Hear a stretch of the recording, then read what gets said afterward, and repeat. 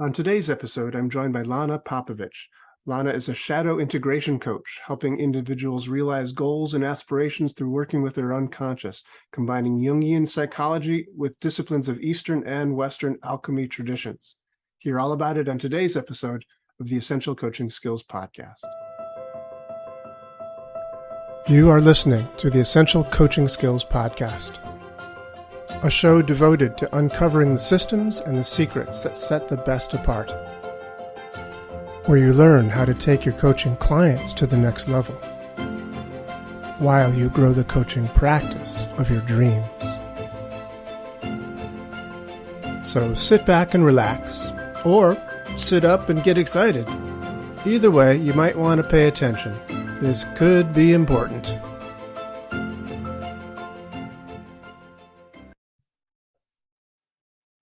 Hello, Lana. It is so nice to see you. How are things? Hello, Doug. It's great to be here. Thank you for inviting me. Things are great. How are you? I'm very well. So I'm in upstate New York, and you are somewhere. Where are you? You look like it's a very exotic location. It's New York City.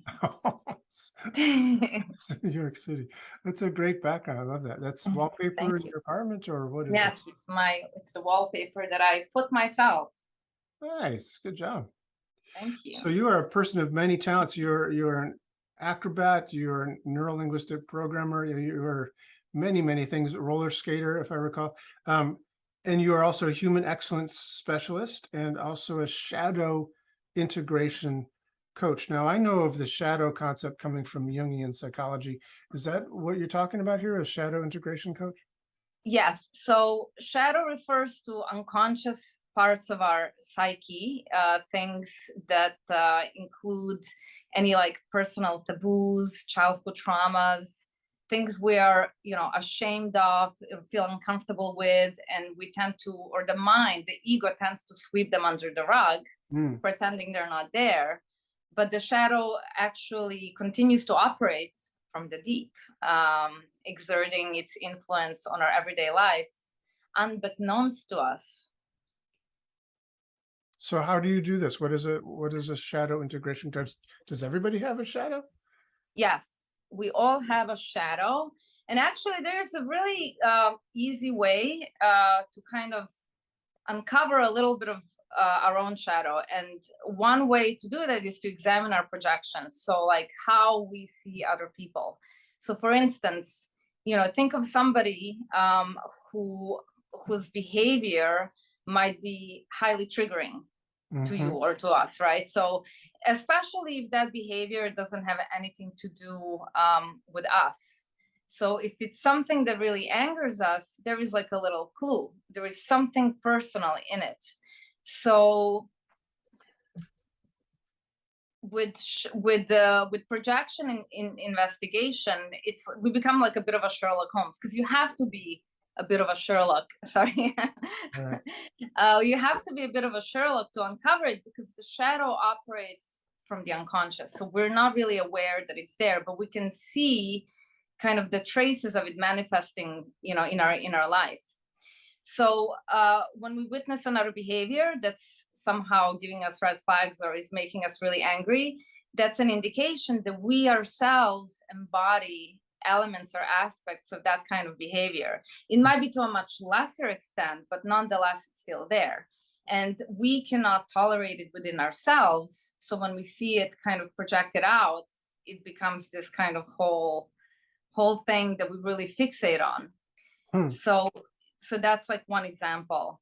And the issue with the shadow is that, we go through life believing that whatever we see out there is sort of coming from the external reality at us.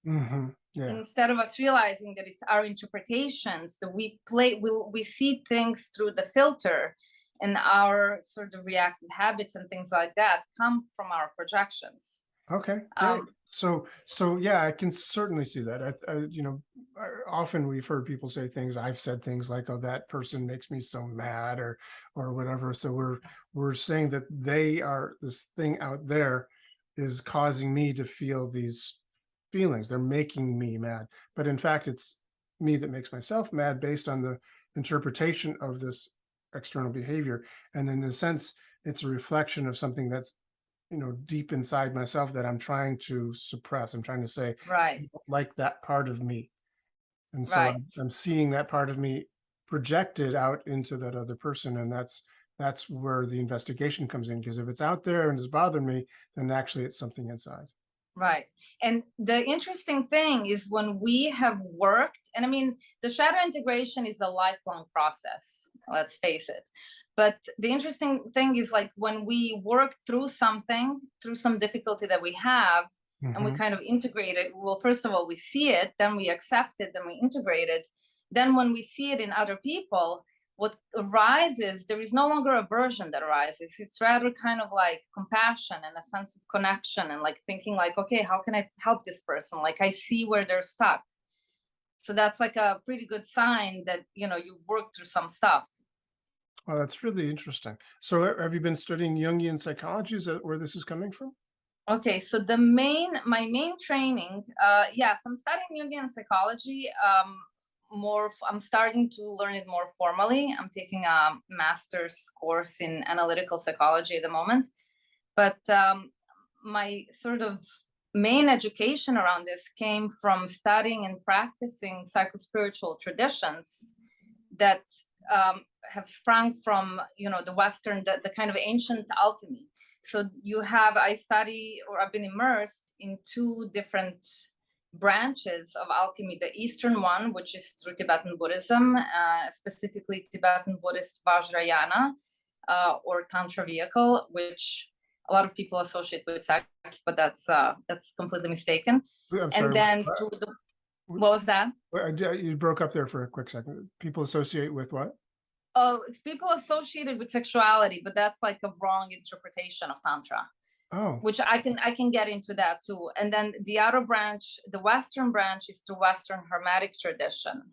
okay. So, by being formally initiated into these two traditions and having mentors and lamas and, people sort of put me through a certain kind of training and studying. And, there's a lot of psychospiritual disciplines that are part of that training. They're all very kind of psychological in nature.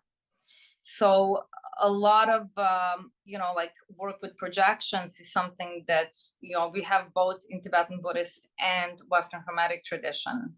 And then Buddhism itself, Tibetan Buddhism in particular, has its own kind of form of psychology. It's a very psychological kind of model, and there is this relatively new thing where the Western therapists are getting really interested in that model because it's very consistent with the Western psychological model. It's very useful. So those are the kind of places from which I drew. It's a foundation of my practice. Okay. Very, very cool. So yeah, if you wouldn't mind, tell us a little bit what you mean by Tantra. If it's not, because I do have. Tantra, so first of all, like, what is alchemy? We all hear about these sort of things like, oh, transmuting lead. Sorry, I have Okay, most people are just listening. They're not seeing the wardrobe mail. Oh, okay. Transmuting, we hear the things about like alchemy being associated with transmutation of base metals or lead into gold, right? And we Sure. kind of, but that's actually kind of a symbolic concept, of transmutation of something that's unrefined and kind of base, which in psychological terms, that could be the unconscious, right? And the shadow. And, the alchemists used to consider this primal matter as something that's just kind of abhorrent, something that's available to all people. It's all kind of in mystical language, right? But so nobody really knows what the primal matter is, but we have definition of what it means, because the alchemists operated under these secret, they kept their things secret. So the base matter, again, what is it that we all have and that we dislike? And shadow is like, psychologically speaking, we all have parts of ourselves that we dislike, that are petty, that don't feel good enough. We feel maybe insufficient, insecure, and we try to kind of hide that from ourselves and others. And then the idea is basically using that and turning it into its kind of more enlightened counterpart. So, and in Tibetan Tantra, there is this concept of taking emotions like anger, greed, fear, and using those states as a vehicle or fuel for our inner development. And I'll give you an example. I mean, this is kind of more also in the context of the Buddhist practices and sadhanas, but the most practical way that I can kind of present this is, if we feel the certain, well, this is now kind of getting a little technical, but if we feel anger, right, we can strip the story that surrounds that situation that's getting us fired up, right? Mm-hmm. We kind of strip down the story, we stop engaging in this kind of blame and just complaining like, oh, they did this and it's not my fault. So you take all that out, and what you're left with is just pure energy of anger. And if you think about it, that's like a very powerful state, and you can take that energy and channel it into something constructive. So, you could take that and practice these techniques for inner development, or, do your meditation practice or things of that nature. So that's like one kind of practical example. There was something else I was going to say, but I can't remember. It left my mind. It will come back to me. Okay. So, I find this also really fascinating because of a variety of things. One is I studied Jungian psychology quite a bit, and the metaphor of turning lead into gold is a great metaphor for what we do in psychotherapy or coaching, is to, sort of help the person transform into the golden part of who they might be. But also that idea of the projection of our shadow stuff out onto somebody else. I think one of the reasons I've always felt that relationships are like our best teachers.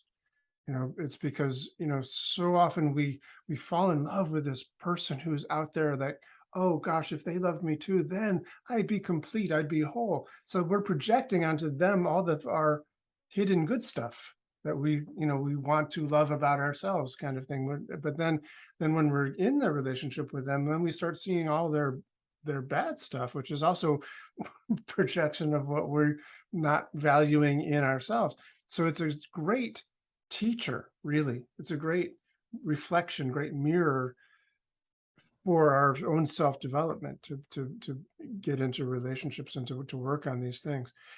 Does that come into your practice at all? Do you work a lot with relationships, or? Yes, I work with relationships too. I've actually worked as an intimacy coach for like a really long time. But the thing that you say, it's yes, shadow can be projected in both positive and negative way. Mm-hmm. So that's like a good thing to mention. And, from the Buddhist model of mind, there are three sort of poisons, and they're attachment, which people, translate as desire. Desire in and of itself is not a problem. It's grasping to desire, grasping to outcomes, wanting things to be the certain way. That's attachment, right? So that's a poison.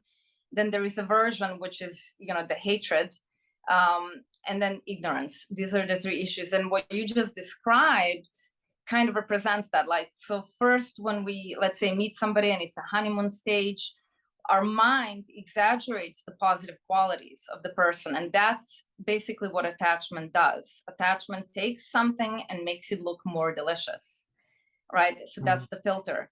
And then when we start to kind of see the reality of the person, then the aversion arises. And what aversion does is it makes things look worse than they are. But in reality, like, what is out there is neither what we see with attachment nor what we see with aversion. It's something else. It's something more neutral. So there was something I was going to get into. But so there are actually couple of things or methods that we use in Tibetan Buddhist tradition and also in psychology, and that's active imagination. Great. And that's also very kind of tantric in nature or alchemical in nature, is where you take the thing that's unconscious or kind of problematic, and you use it as kind of a jumping board into your kind of healing, or what do you call that? Springing board? You jump off into Springboard, a the diving board. springboard, yes, into kind of a healing process. You're familiar with active imagination, right? Sure, yeah. So there is I was gonna talk about, there is this practice from 11th century. This is kind of a pre-Buddhist practice, actually, and it was created by this yogini long time ago in Tibet. And it had to do, it's called chud, and chud means cutting. And what it refers to is cutting of the ego grasping. Because you see, from the model of mind, the Tibetan Buddhist perspective, our main problem is the ego. And ego and the shadow are kind of like interconnected. So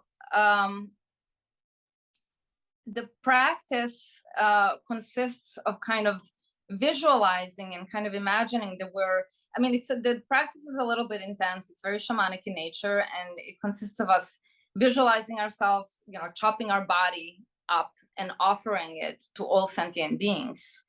And that's obviously, it's done in imagination, but as we know, the unconscious speaks in images. Like we can communicate with the unconscious through images. So this becomes a way to kind of cut our attachment to our body by doing this practice. Now, rewind forward to present time, there is a teacher in the Tibetan Buddhist lineage who is actually a Western person. Her name is Lama Tsultrim Alioni. And she took that old 11th century practice and kind of, stripped it down of some of these intense elements and turned it into an exercise that's more palatable to the Western mind. And a lot of the psychologists and coaches can use it in their work with their clients. And basically what it does is it's called feeding your demons. Okay. So when we say demons, we refer to any sort of ailments within our body-mind continuum. It could be illness, it could be our fears, or any kind of issues that we have that we're holding on to, that we're also kind of struggling with, that we dislike. And the process is to allow it to kind of manifest in front of us in our imagination. So you kind of give it form, you investigate what color is it, what is the texture, what does it feel like, and then you personify it, and then you start a conversation, and you ask questions. You personify it and start a conversation with it? Yes, you give it form. Okay. And this is really useful because when we have something going on in our life, when we have some aspect of ourselves we're struggling with, we don't even want to admit to ourselves that it's there, let alone engaging with it. So this is like a very skillful way for us to engage with our afflictions, and because only then we can transform them. Like we have to be able to see something first in order to change it. So you engage in this kind of conversation, trying to find out what this entity wants, what it needs, and how it will feel when it gets what it needs. And in this sort of conversation, you tend to derive answers that reveal the positive intention of this kind of shadowy figure. Because as we know in NLP, every behavior is coming from the place of positive intention. So it's very interesting, and so then the process basically leads one to making peace with that part of ourselves and creating an ally. Oh yeah, so I didn't say, so basically after we extract information about what it needs, we see ourselves transforming into nectar of that thing which this entity needs, and we kind of feed it, and we see ourselves and this is also very interesting because like you're transforming your body into the food for this sort of aspect. So this is also has an element of that, like, ego cutting. And so it's a really interesting, I've done this practice many times, obviously, and it can be very beneficial, very helpful. It's a wild image of saying, okay, so I'm going to transform my body into the nectar that this entity needs to feed. And then I just am literally feeding it of myself. It's a fascinating Visualization. It's a healing. You're actually healing your affliction. And it's So great it kind because of brings, it's a part of you, right? So yes, these things we think of as like this, we personify it, we talk to it over there, but it is a projection of yourself. So you're feeding yourself of yourself. It reminds me of right. an old line from um, um, Raise High the Roof Beam Carpenters in Seymour, an introduction by that guy who wrote the book. There's this a visualization where the guy noticed that this child was God, and the milk that he was drinking was God, and it was everything was God, and he said it was God pouring God into God was the description. But in a sense, that's what we're doing. And whoever wrote that book, I'm sure, is a very good author. But I hate it when I get these brain freezes in the middle of a podcast. But nevertheless, it's a fascinating thing. And what you're talking about, I think, is really vital for people, because the shadow is often what we talk about as like, I want to get rid of this part of me. Like I would be fine. I would be a great person if only there wasn't this part of me that overate or drank too much or did this thing or thought that thing or got so angry all the time. If I could get rid of that part, then I'd be okay. But you don't want to get rid of those parts. Every part of you is a good part. It Right. just has an intention that maybe is coming out in not the best way. Right. We have to integrate it. And that's our job. It's like we are already whole in a kind of certain sense, but we're not whole because we keep on denying an entire part of us. So like I like to think of, if you look at our conscious mind, you think of an iceberg floating, I mean, in the water, right? Yeah. The tip of the iceberg is the conscious mind, but then all that's under the water is the unconscious. There is like a lot going on there. And Jung, we talk in spiritual traditions, we talk about concept of enlightenment. Jung used the word individuation. It's like the same thing. Yeah, and absolutely. he said that the way to achieve individuation is to take everything that is unconscious and turn it into conscious. And there is a prerequisite in actually doing shadow integration work, and that is cultivating compassion and equanimity. And basically, why is that? It's because if we don't have capacity for compassion and self-compassion, we can't tolerate seeing these aspects of ourselves, and therefore our ego will simply not allow us to see it. It's like a self-preservation mechanism. Right. That's why, like in Tibetan Buddhism, compassion is like the most fundamental. And when I say compassion, I don't mean mere empathy, because that's very different, actually. Empathy is just kind of like feeling for somebody, and if you see somebody suffer, you just feel bad, and it's like kind of an impotent thing. Compassion in Tibetan Buddhism specifically, like they did this research on a monk who would kind of bring up compassion, and then he would bring up sense of empathy, and he was connected to the machines, so you could see the activity in his brain, and two different parts of the brain would light up. And compassion is associated with part of the brain that's proactive.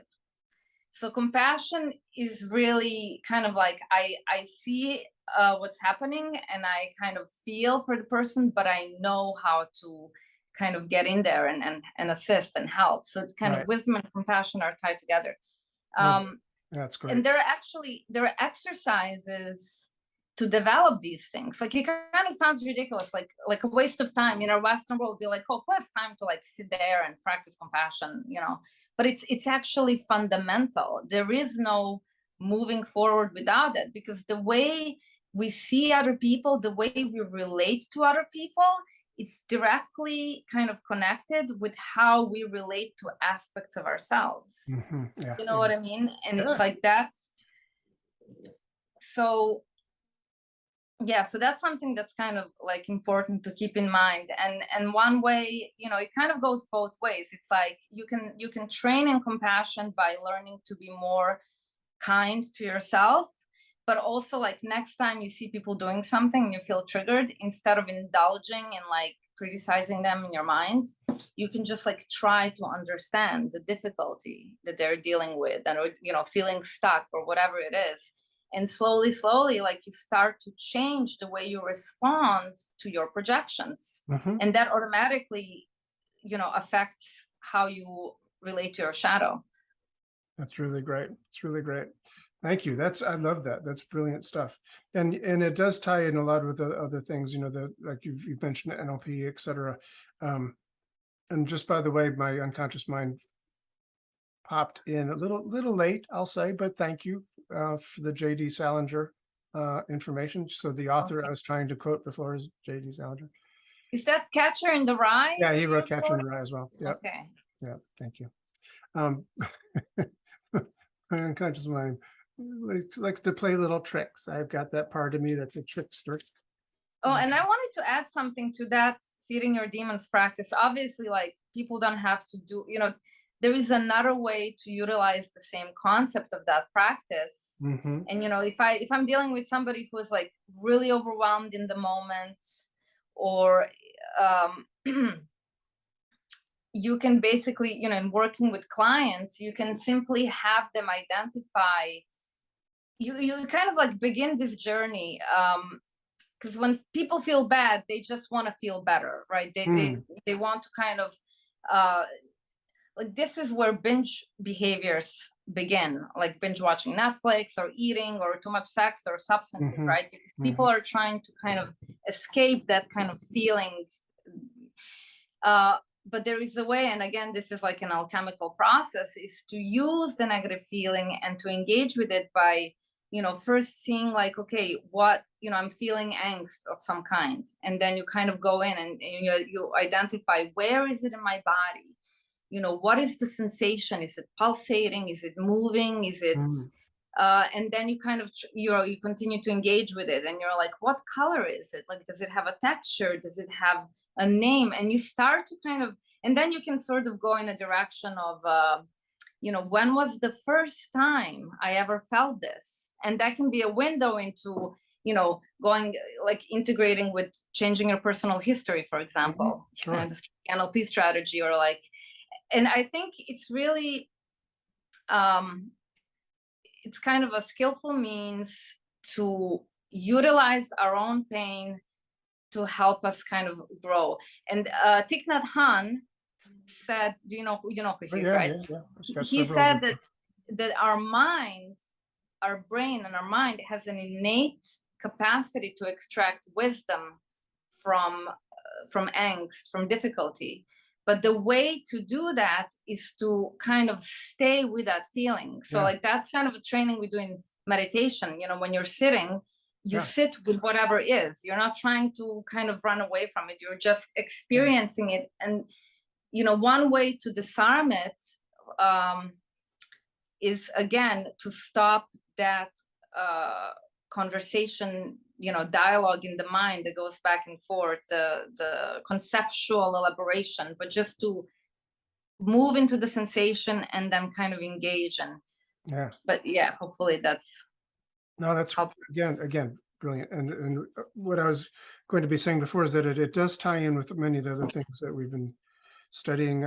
You took NLP from me many years ago, and and hypnosis and Ericksonian hypnosis, and that's what I was going for. That Stephen Gilligan taught that in Ericksonian hypnosis, one of the things we do, and he calls it, I think, the coaching state, is that when you have a feeling that's like that you've been describing, that you want to get rid of or change, or the angst or the fear or whatever it is, that instead of saying, okay, I'm going to binge watch Netflix or whatever, and to just get rid of it, I'm going to just say, hey, welcome.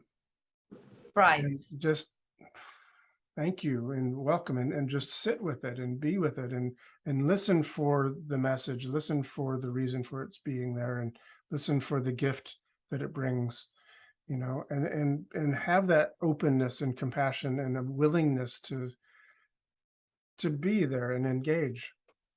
There is something really important, and this may be encouraging for people to know, is that shadow has its own kind of gold.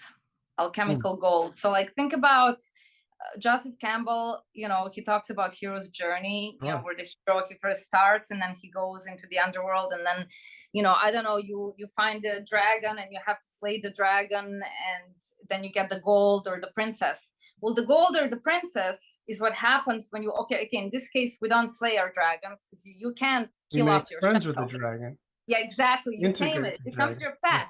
Yeah, exactly. And then basically there are things in the shadow, there are hidden skills and things that get kind of unleashed as a result of integrating. So there is something to be gained, which is very cool. I like that. Yeah, very, very, very true.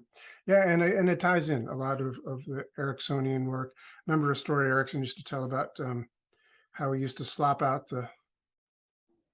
Did I ever tell you that story about when he said when he was a kid on the farm, he used to learn that when you slopped out the stalls of the cows and the sheep and the horses and stuff, you didn't, you know, you took it out behind the barn and dumped it there and covered it with straw. You didn't go poking around back there. He said, but it was the place where you get the biggest watermelons and the biggest tomatoes was out behind the barn. So right, it's so cool. There's so many metaphors for this. Like in alchemy, in Western alchemy, there is a concept of philosopher's stone, which is the thing you know, through when you go through alchemical process, you discover this philosopher's stone, which nobody really knows what it is. It's like a metaphor, right? Jung thought that it's a state that emerges after we undergo shadow integration. But it's like the philosopher's stone is always in the sewer of our being. And only those who, you know, who are really brave will find it. Wow, that's so interesting. So you're also on your little bio, you describe yourself as a human excellence specialist. And since I've known you, I think you've done some pretty amazing things. I've seen videos of you doing gymnastics or acrobatics that look pretty damn impressive, I must say. So is that part of what being a human excellence specialist is? So for me, human excellence, you know, it's not about like being successful or wealthy or good looking. It's like considering the whole sort of thing. And it has more to do with the internal than the external, right? So for me, you know, human evolution is like psycho-spiritual in nature. It's when we kind of look at like our body, mind, and spirit, and we have them kind of working in unison.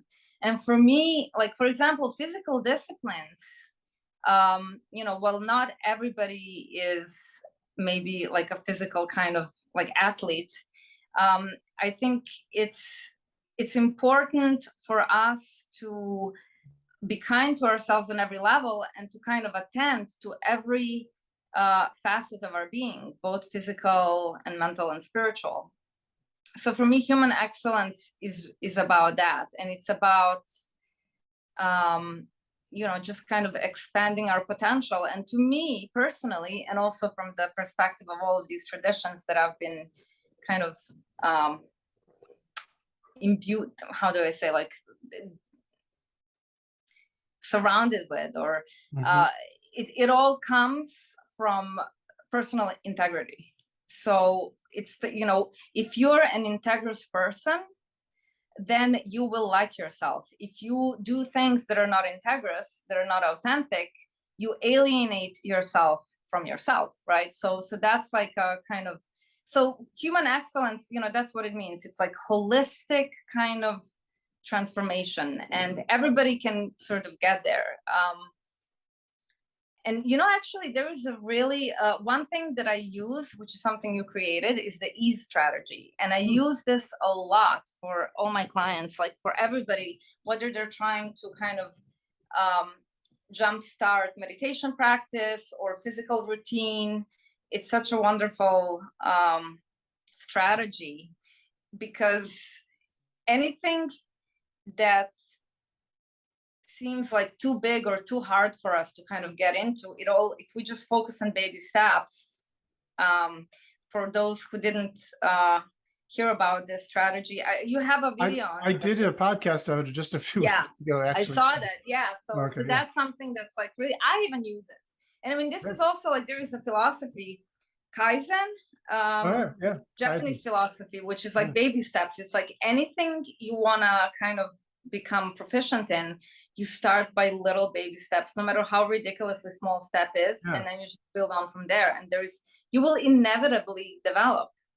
Tony Robbins borrowed Kaizen and called it Kanai, which is a constant and never-ending improvement. Oh, interesting. I wanted to have an American sort of term for the same concept, but just, just say, yeah, it's what I'm doing is good. And how do I make it better? How do we make it a little bit better? How do we improve a little bit more? It's good. And how do we make it better? So that idea of constant never-ending improvement is really valuable. And one of the reasons that the Japanese did so well after World War II, because Kaizen is that principle, and they, imbued it into their factories and their cars, and always making a little bit better. And that's also, I think, pretty clearly, when I think of you, Lana Popovich, that's, you're one of those people that endlessly curious about new things. And whenever I've seen something and caught up with you on Facebook or whatever, it's like, she's doing what? Where? What? it's like, I thought you were an interior designer. I thought you were an NLP. It's like, weren't you an interior designer? Am I remembering? Yeah, I have a degree in interior design, and then I have a master's in industrial design. I mean, I definitely have an artistic streak, creative streak, and then I have again, I guess it's curiosity, and anything that I've done, like, it does require an element of discipline. And the thing that is helpful, I actually just made a post about discipline and how important it is.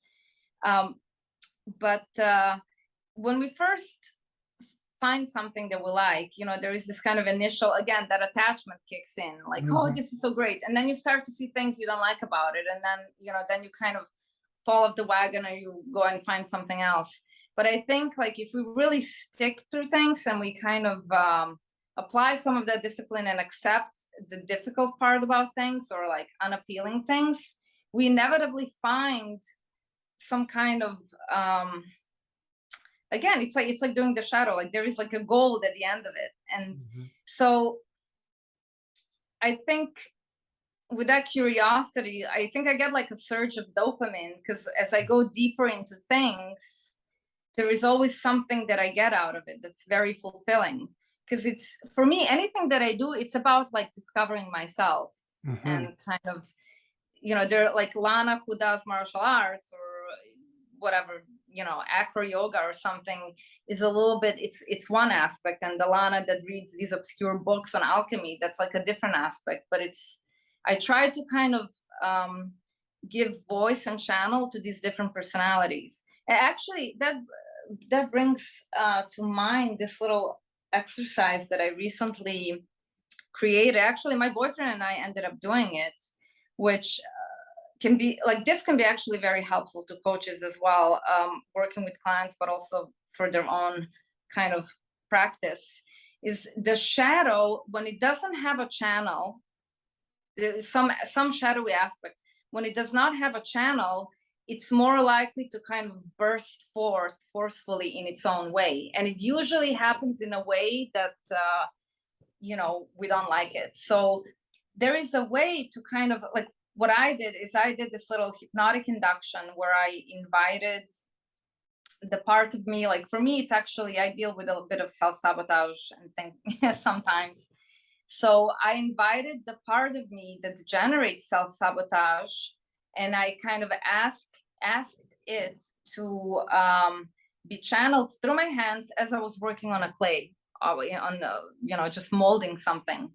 And my boyfriend and I, we spent an hour working on that, and we kind of like it became this like really meditative, very absorbed process. But that's like another creative way to give shadow an opportunity to express itself, to kind of channel it. And we could do it in any way. It can be done, in the bedroom under the guise of some kind of role-playing fantasy, or again, like we give ourselves an opportunity to be another kind of person, even a problematic person, but in the context or in a vessel where like it's a safe space to allow that archetype to present itself. I don't know if I'm explaining this right. Yeah. But that's something that's very helpful. I found it to be helpful.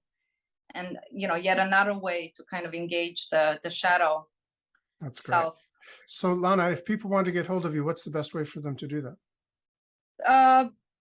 Email, or I'm actually very active on Instagram. I post content regularly there. They could just, but I would say also have a website, so we can post all that. What is your website? It's PS Alchemy, standing for psychosomatic alchemy. So it's psalchemy.com. Great. We'll leave it there. Thank you so much for your time today. I really appreciate having you here. Thank you for having me. Fantastic. Really great. Thank you so much. Thank you. This has been the Essential Coaching Skills Podcast. Thank you for being here. It's a pleasure seeing you again. Hope to see you again real soon. Come back next week when we have another gripping and exciting episode of the Essential Coaching Skills Podcast. And if you want to, you can find out more about us, each and every one of us, at essentialcoachingskills.com. Thanks.